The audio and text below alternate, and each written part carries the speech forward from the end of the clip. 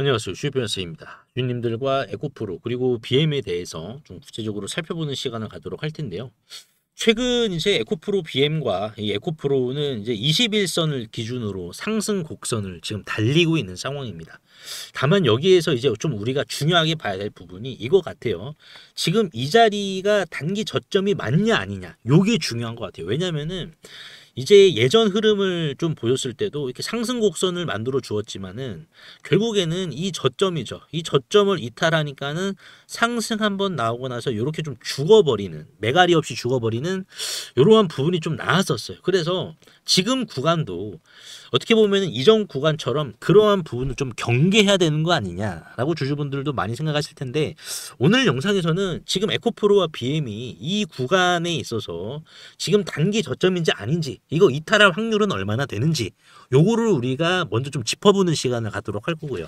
요거를 이탈을 안 하는 결정적인 증거가 있다라고 하면 뭡니까? 여기에서 우리가 평단을 좀 낮춰야겠죠. 왜? 우리가 이제 주봉으로 보면은 상승을 뽑아줘야 된단 말이에요. 그래서 대표적으로 지금 카카오죠, 여러분들. 카카오도 보시면은 에코프로 차트와 굉장히 유사합니다. 여기서 이렇게 N자형 파동으로 상승을 보여주고 나서 쭉 밀렸죠. 쭉 밀렸지만은 결국에는 저점이 지켜지면은 이러한 지금 상승이 나오게 된다는 거예요, 여러분들. 근데 지금 이제 에코프로와 BM은 당연히 카카오보다 일단은 시가총액 자체가 좀 낮기 때문에 카카오가 요 정도 상승을 보였으면은 에코프로와 BM은 요거 이상의 상승을 보여줄 수밖에 없겠죠. 그러니까 요러한 부분이 있다라는 거예요. 그 전에 우리가 이제 에코프로와 BM이 지금 이 구간에서 과연 이 단기 저점이 맞는지, 이거를 이탈할 확률이 있는지 없는지 요것만 짚어본다라고 하면은 주주분들이 이제 끌고 가시는 데 있어서도 좀 더 안정적이고 고민 없지 않을까, 이렇게 좀 강조의 말씀을 드리고 싶은데, 요 부분에 대해서 좀 살펴보는 시간을 갖도록 하겠습니다. 자, 우리가 일단은요, 여러분들, 차트적으로 보면은 몰라요. 솔직히 모릅니다, 이게. 왜냐면 수급도 눈속임이 존재하고요. 그리고 이게 거래량을 보더라도 눈속임이 존재합니다. 그래서 차트로 보면은 이게 조금 더 돌파가 나와야 요때가 저점이었구나 라고 우리가 확인을 할 수 있는데, 그러면은 반대로 이게 이제 저점이다라는 것을, 바닥 구간이다라는 것을 좀 이 결정적으로 제시해주는 무언가를 찾으면 어떻게 되겠습니까? 굉장히 좀 안심이 되겠죠. 저는 그게 바로 이제 실적이다라고 강조를 드리고 싶거든요. 지금 먼저 에코프로의 실적을 제가 먼저 말씀을 좀 드려볼게요.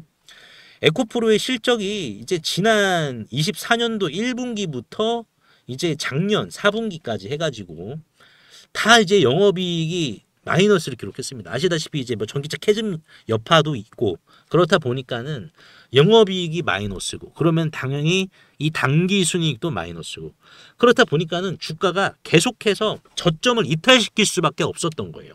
실적이 안 좋은데 어떻게 주가가 올라갈 수가 있을까요? 그렇죠. 물론 기대감이 있다라고 하면 올라갈 수는 있지만은 이러한 어떻게 보면은 침체 시장이었기 때문에 기대감도 없었습니다, 여러분들.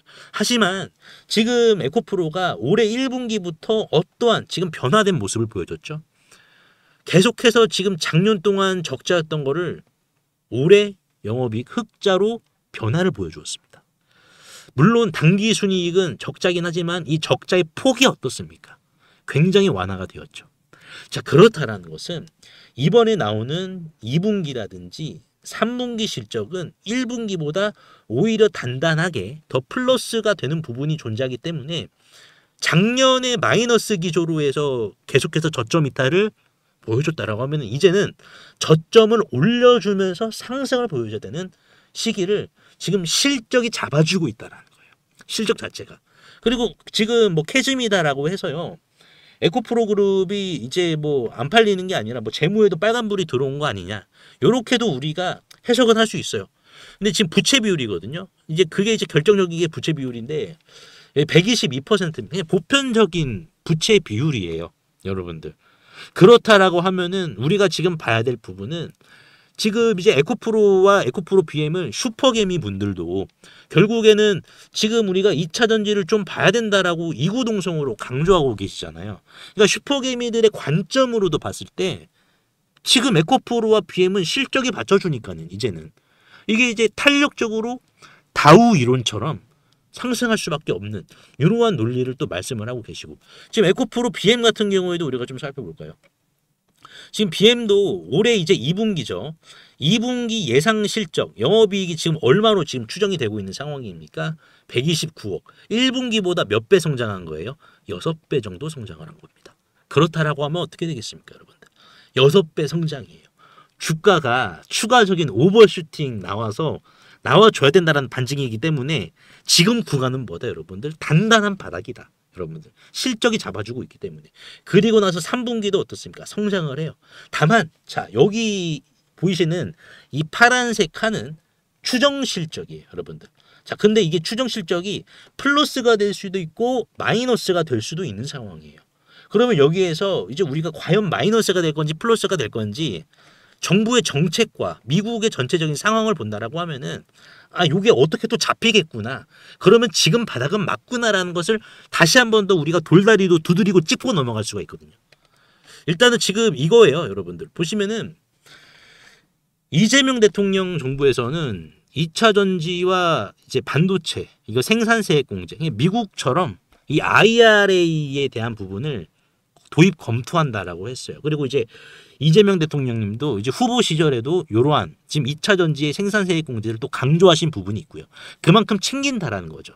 굉장히 어떻게 보면은 찬대를 받았던 2차 전지 산업이 이재명 정부에서는 이제는 감싸준다라는 겁니다.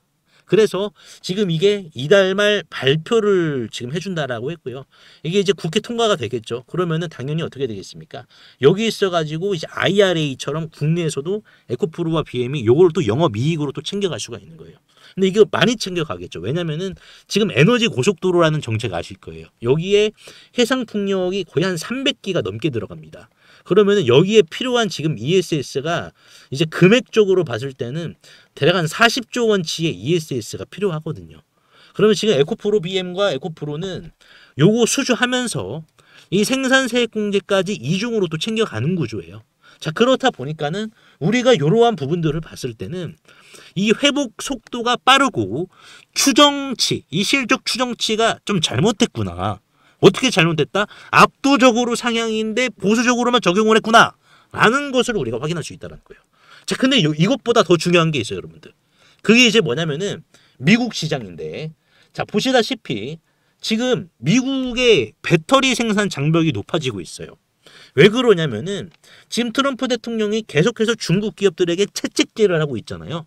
그래서 고션이라든지 이러한 지금 기업들이 미국 내에서 어떠한 움직임을 보여주고 있죠. 철수하고 있잖아요. 여러분들 왜? 관세로 공장 자재값 부담이 커지면서 결국에는 이게 뭐 공장을 짓는다 하더라도 세액 공제라든지 이러한 것도 안 되고 그럼 차를 비싸게 팔았는데 여기에 있어가지고 뭐 팔리지도 않고 중국 거는 여러분들 중국이 탑재된 것은 이제 IRA는 폐지가 되고 이게 이제 소득공제로 바뀌잖아요. 소득공제도 안 됩니다. 여러분들. 그러니까 이게 소비자 입장에서 봤을 때는 중국의 중자가 들어간 게 사실상 이거 살 필요가 없다라는 거예요. 소득공제도 안 돼. 뭐하러 삽니까? 여러분들. 그래서 지금 중국이 미국의 안방을 철수하고 있는 상황에서 이미 이제 미국 안방을 접수하고 있던 LG엔솔, SK온, 삼성 SDI, 에코프로 BM 결국에는 이 안방에 있어가지고 다시 점유율을 늘린다라는 거예요. 그래서 이제 SK온도 이번에 이제 배터리 가동률이죠. 생산 가동률을 2배 이상 지금 증가를 시켰고 에코프로 BM의 양극재 가동률로 2배 이상 증가를 했잖아요. 그러니까 요게 이제 미국에서 매출도 양호하고 안정적으로 쉽게 더 나온다라는 것을 미국의 상황을 통해서 우리가 확인할 수 있다는 거예요. 자, 근데 우리가 더 중요하게 봐야 될 것은 뭡니까? 여러분들. 그럼 전기차 잘 팔리겠죠. 소득공제 해주니까는. 지금 에코프로 BM은 중국과는 거리가 머니까.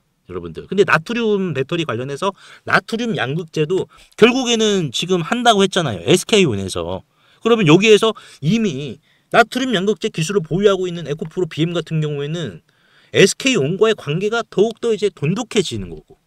그러면은 요걸 통해서 우리가 봐야 될 게 추가적인 다른 제3의 성장이 있는데 그게 뭐다 여러분들? 바로 피지컬 AI입니다. 휴머노이드예요. 지금 이 시장이 어제부터 국내 시장에서 좀 꿈틀했는데 로보티즈 아시죠? 로보티즈가 급등을 했습니다.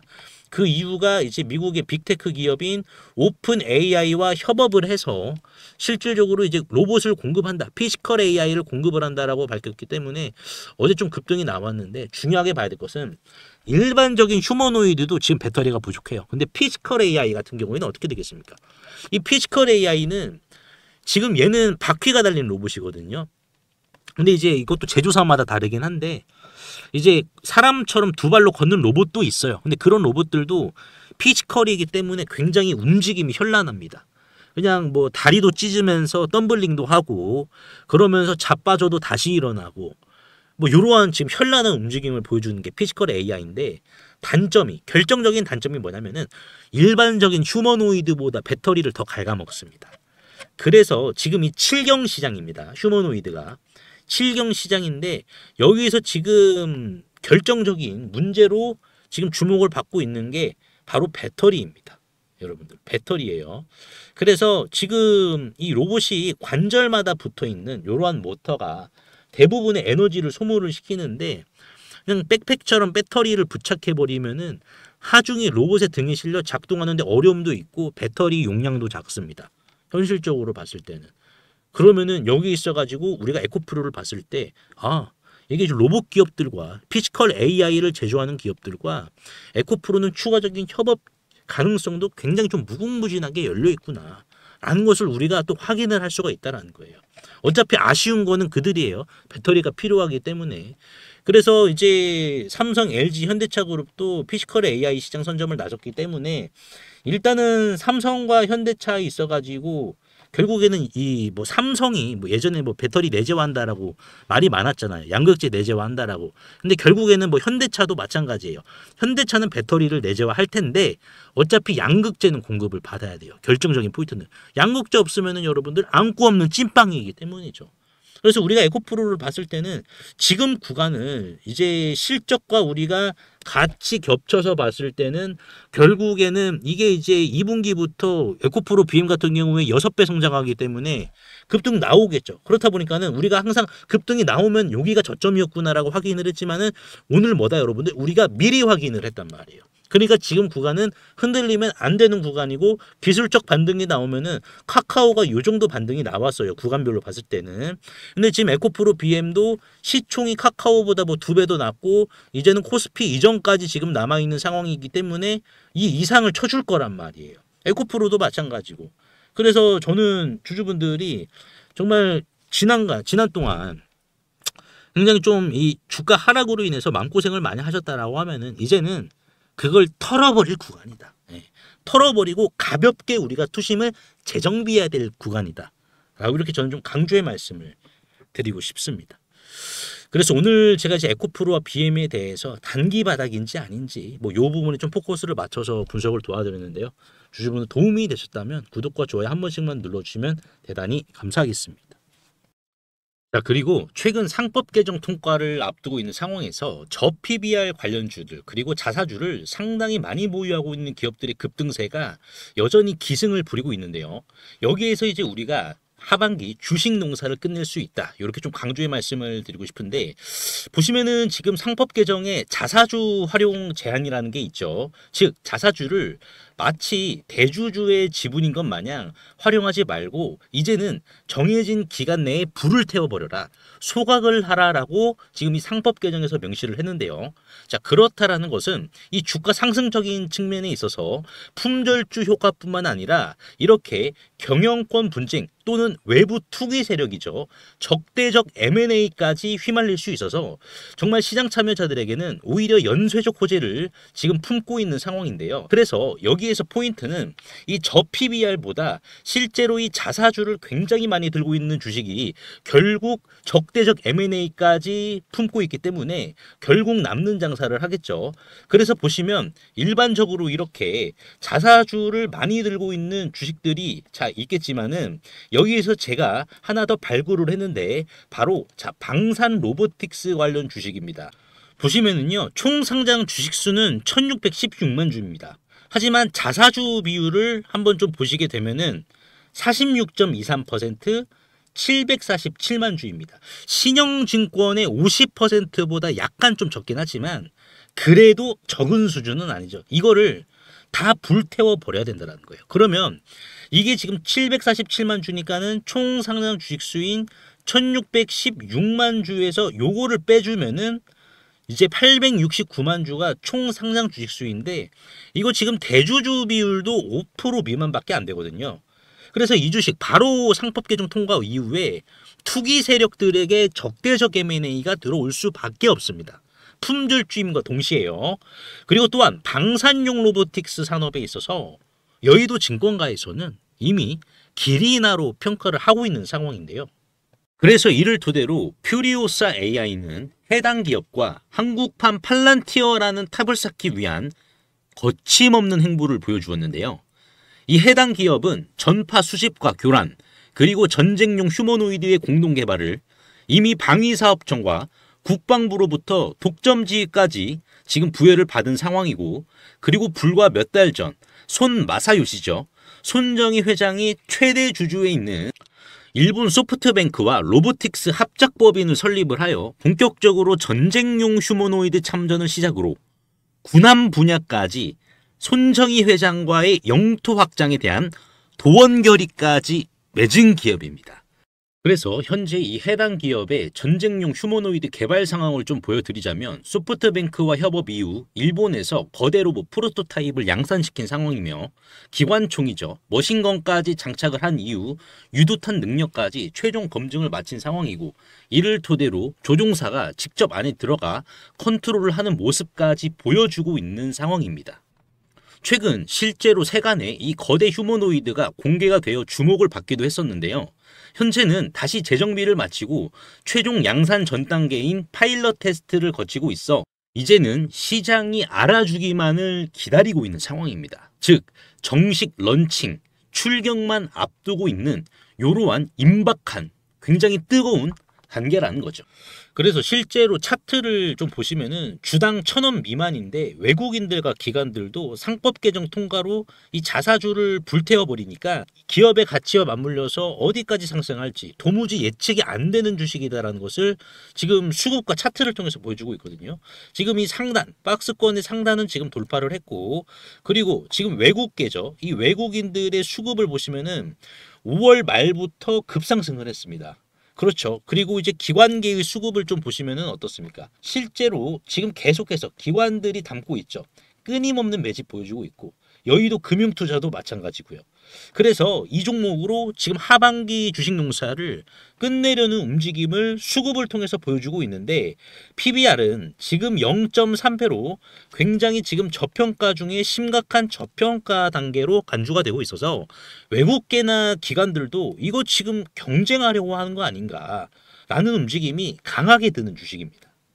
코스닥 상장사인 이 해당 기업의 소프트뱅크와의 로보틱스 합작까지 성사시킨 이 주식 이름이라도 한번 확인해 보시길 바라겠습니다. 자, 그래서 상단에 보이시는 제 개인 번호죠. 상단에 보이시는 제 개인 번호로 자, 복권이라고 간단하게 문자 한 통만 남겨주시면은 이 긁지 않은 복권주의 이름이 무엇이고 전수령 방산 로봇 일정은 또 어떻게 잡혀져 있는지, 이러한 부분을 제가 보고서 자료로 압축하여 공유해 드릴 테니까 꼭 한번 확인을 하시고요. 100% 무료이기 때문에 부담 없이 확인을 하셔서 이 긁지 않은 복권주로 여러분들의 큰 부를 만들어 가시길 바라겠습니다. 시청해 주셔서 대단히 감사합니다.